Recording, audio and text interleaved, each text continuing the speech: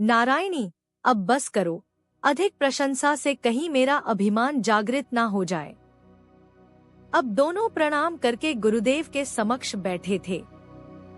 चक्रपाणि, गुरुदेव, कल किसी ने ऐसी बात कह दी जिससे चित्त विक्षिप्त हो गया। वह कहने लगा कि यह सब फालतू की बातें हैं। भगवान को किसी ने देखा भी है, जो शक्ति सामने है उसको नहीं मानते, कल्पना के पीछे भागते हो। गुरुदेव, पहले तो उस व्यक्ति को मन से क्षमा कर दो तथा उसके प्रति घृणा को त्याग दो। उसकी कही हुई बात उसे ही लौटा दो। जब तुम ग्रहण ही नहीं करोगे तो बात अपने आप महत्वहीन हो जाएगी। किसी के प्रति घृणा भाव रखने से अपना ही मन दूषित होता है। क्षमा कर देने पर तुम्हारा मन तत्काल हल्का हो जाएगा। ऐसे लोग घृणा के नहीं, दया के पात्र हैं। जैसे किसी पदार्थ या व्यक्ति को स्थूल नेत्रों से देखा जाता है, ऐसे ईश्वर को नहीं देखा जा सकता। वैसे ईश्वर तो जगत के रूप में सर्वत्र फैला हुआ है, किंतु उसने नाम रूप का आवरण ओढ़ रखा है, इसलिए नाम रूप दिखाई देता है, ईश्वर नहीं। नाम रूप के आधार पर चैतन्य को अनुभव करने के लिए सूक्ष्म दृष्टि की आवश्यकता है। भौतिक नेत्र तो नाम रूप में ही उलझ कर रह जाते हैं। यह कहना कि किसी ने ईश्वर को नहीं देखा ठीक नहीं। ऐसे अनेक साधक इस समय भी विद्यमान है, जो चैतन्य ईश्वर को अपने जन चक्षु से तथा उसकी लीलाओं को देखते हैं। यह शक्ति जागृति के उपरांत ही संभव हो पाता है। शक्तिपात से जब शक्ति अंतर में क्रियाशील होती है, तब साधक कुछ नहीं करता। वह कौन है जो यह क्रियाएं करवाता है, इस बात को वह नहीं समझ सकते जो इस विद्या की जानकारी नहीं रखते। इसके लिए श्रद्धा, समर्पण, सेवा तथा साधना की आवश्यकता है। यह ज्ञान विषय ज्ञान से सर्वथा भिन्न है। चक्रपाणि, गुरुदेव, मैंने मन से उसे क्षमा कर दिया है। अब उसके प्रति कोई घृणा भाव नहीं है। गुरुदेव, साधक को बड़ा संभल कर रहने की आवश्यकता है। जिस भी कर्म या भाव से चित्त में संस्कार संचय होता हो, उससे बचकर रहना होता है, क्योंकि इससे अपना मन ही दूषित होता है। साधक को पहले के संचित दोष निकालने हैं। यदि वह दोषों का संचय करने में ही लगा रहा, तो उसके पहले के दोष कैसे क्षीण होंगे। नारायणी, गुरुदेव, क्या शक्तिपात से शिष्य की शक्ति जाग जाती है? गुरुदेव, शक्तिपात का अर्थ ही यही है कि शिष्य की शक्ति जाग जाती है। प्रत्येक जीव में शक्ति विद्यमान है, किंतु जगत की ओर अभिमुख है। इसी को शक्ति की प्रसुप्त अवस्था कहा जाता है। जागने का अर्थ है कि आत्मा की ओर उन्मुख हो जाना। तब साधक की साधना में से यह प्रयत्न लुप्त हो जाता है तथा उसके स्वभाव तथा चित्त भूमिका के अनुरूप स्वतः साधन करने लगते हैं। इसलिए इसको सिद्ध योग भी कहा जाता है तथा स्वाभाविक योग भी। तब किसी प्रकार के जागतिक साधनों की आवश्यकता नहीं रहती। इसीलिए यह स्वतंत्र योग है। तब समर्पण ही साधक का मुख्य साधन हो जाता है। इसलिए समर्पण योग भी कहा जाता है। ईश्वरीय शक्ति प्रत्यक्ष होती है, जिसके प्रति साधक में परम प्रेम पैदा हो जाता है। इसलिए परम प्रेम रूपी भक्ति भी इसे कह सकते हैं। निर्गुण शक्ति चित्त के आधार पर क्रियाशील अनुभव होती है, इसलिए यही सगुण भक्ति है। विभिन्न मंत्र अनायास ही क्रिया रूप में अंतर से निकलते हैं, इसलिए मंत्र चैतन्य भी यही है।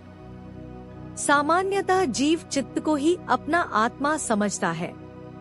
यदि वह प्रयत्न पूर्वक साधना में प्रवृत्त हो जाता है तो भी वह चित्त को ही आत्मा समझता रहता है। यदि शक्तिपात से उसकी शक्ति जागृत हो जाती है तो भी चित्त को ही आत्मा समझता है, किंतु उसके साथ साथ उसे चित्त पर आत्मा का चैतन्य प्रकाश भी परिलक्षित होने लगता है। इससे उसके दृष्टिकोण में परिवर्तन आरंभ हो जाता है। चैतन्य का यह प्रकाश क्रिया के माध्यम से चित्त पर परिलक्षित होता है। तब साधना का आधार कल्पना मात्र नहीं रह जाता, कुछ प्रत्यक्ष अनुभव भी आरंभ हो जाते हैं। अपनी मानी जाने वाली शक्ति से अन्य भी कोई शक्ति है जो जीव की इच्छा के अधीन नहीं है। शक्ति की प्रत्यक्ष अनुभूति तो नहीं होती, किंतु क्रिया के रूप में समर्पण के लिए आधार अवश्य मिल जाता है। किंतु चित्त तथा आत्मा का मिलन कभी संभव नहीं, एक दूसरे पर प्रतिबिंब अवश्य होते हैं। आत्मा के चैतन्य स्वरूप के प्रतिबिंब के कारण ही जड़ चित्त में चैतन्य होने की भ्रांति होती है। इसी भ्रांति को जड़ तथा चेतन की ग्रंथि का नाम दिया गया है। इस ग्रंथि से युक्त होकर चित्त इंद्रियों के माध्यम से जगत के उन्मुख होकर जगत का ज्ञान प्राप्त करता है। चित्त में भ्रांति होने के कारण चित्त द्वारा संपादित ज्ञान वास्तव में अज्ञान होता है तथा बंधन का कारण होता है। किंतु जागृति के पश्चात साधक की आंतरिक आध्यात्मिक यात्रा इस भ्रांति की निवृत्ति की ओर होने लगती है, जिसका आरंभ क्रियाओं के अवलोकन से होता है। प्रयत्न पूर्वक की जाने वाली साधनाओं को आवोपाय कहा जाता है, क्योंकि जीव अणु मात्र है, उसमें कोई शक्ति नहीं, केवल शक्ति का मिथ्या अभिमान ही है। इसी अभिमान के कारण उसमें कर्ता भाव पैदा हो गया है। जागृति के पश्चात उसका यह मिथ्या अभिमान टूटने लगता है, क्योंकि अपने से भिन्न शक्ति की क्रियाशीलता का अनुभव होने लगता है। स्तर पर साधन जीव नहीं करता, शक्ति करती है, जीव केवल अवलोकन करता है, इसलिए इसे शाक्त उपाय कहा जाता है। साधन का तीसरा स्तर, जिसे शामोपाय कहा जाता है, काफी उच्च अवस्था प्राप्त होने पर आता है। तब उसका अहम चित्त से ऊपर उठकर चैतन्य में स्थापित हो जाता है। जिस शक्ति को अपने से भिन्न अनुभव कर रहा होता है वह उसी की शक्ति होती है। यहाँ साधक के लिए स्वयं शंभु साधन करता है। आवोपाय में मंत्र जप का स्थान सर्वोपरि है। मंत्र जप चित्त के आधार पर किया जाता है तथा चित्त में मंत्र की शक्ति जागृत होती है, अर्थात मंत्र चैतन्य होता है। चित्त आत्मिक चैतन्य शक्ति से प्रकाशित होता है। शक्तिपात में यह लक्ष्य दीक्षा से ही प्राप्त हो जाता है, अर्थात जागृति के पश्चात प्रयत्न पूर्वक मंत्र जप गौण हो जाता है। शक्तिपात स्पर्श मंत्र अथवा दृष्टि किसी प्रकार भी किया जाए या केवल संकल्प का ही प्रयोग किया जाए, चैतन्य क्रियाशील हो जाता है। मंत्र चैतन्य की अवस्था उत्पन्न हो जाती है। जागृति के पश्चात साधक का प्रयत्न केवल समर्पण होता है। जितना समर्पण अधिक पूर्ण होगा उतना ही साधन अच्छा होगा। यत्न करने का कार्य शक्ति का हो जाता है, अर्थात शक्ति का प्रयत्न ही साधन होता है। साधन का सारा उत्तरदायित्व शक्ति का हो जाता है। समर्पण का अर्थ यह है कि शक्ति के उत्तरदायित्व में किसी प्रकार का भी हस्तक्षेप न किया जाए। शक्ति मातृवत साधन को संभालती है। माता की उंगली पकड़ना भी समर्पण नहीं है, अपना हाथ माता को पकड़ने दो। जिस प्रकार एक छोटा सा बीज अंकुरित होकर तना, शाखाएं, पत्ते, फल तथा फूल सहित एक बड़े वृक्ष के रूप में विकसित हो जाता है, अर्थात वह विशाल वृक्ष पहले छोटे से बीज में छुपा हुआ था, इसी प्रकार मंत्र भी बीज की तरह छोटा होता है, किंतु अपने अंदर अनंत शक्ति समेटे होता है।